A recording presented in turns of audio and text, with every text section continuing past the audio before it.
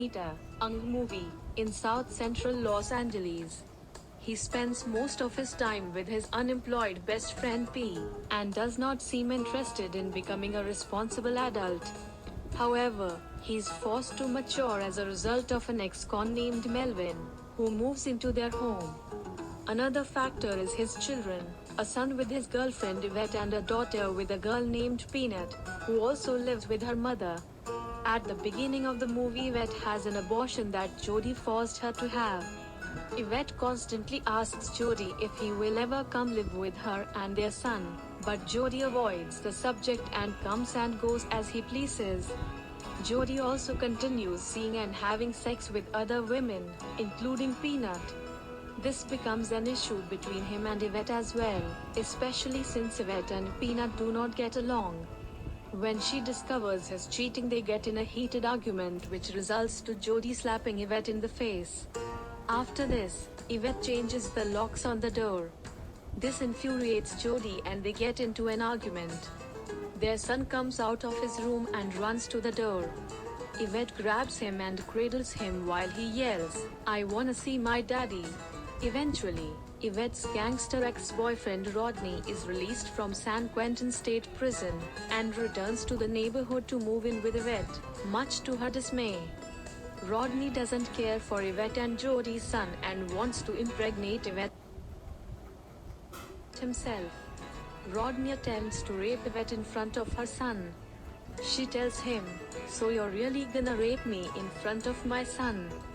Rodney pauses for a minute, then pushes her son out of the way and walks out of the room. Jody Jr. aka Jojo then says, "I want my daddy." Yvette then cradles her son and replies, "I know baby, I do too."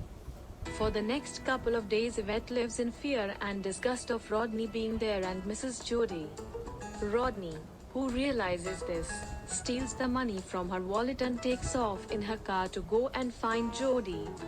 Rodney tries to kill Jody in a drive-by shooting, however, he is unsuccessful with both efforts.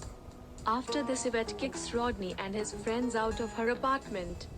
While at Sweet Pea's house playing cards, Yvette and Sweet Pea's girlfriend Kim step outside. Yvette then goes and sits beside Jody.